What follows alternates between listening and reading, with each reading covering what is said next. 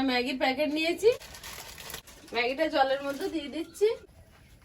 ডিমগুলো ভেঙে নেব, কুসুমগুলো আস্তে আস্তে তুলে নেব। আবার ডিমের খোলার মধ্যে নিয়ে নিলাম।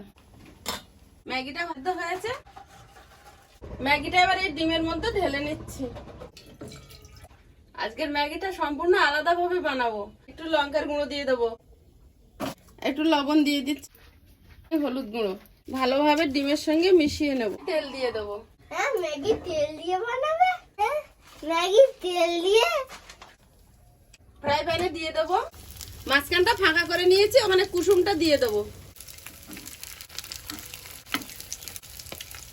আস্তে আস্তে এবারে উল্টে দেবো। এবার তুলে নিচ্ছে এগুলো।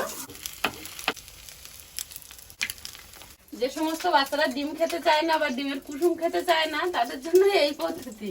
হ্যাঁ, হেভি লেগেছে। কুসুমটা খেতে হেভি লাগে।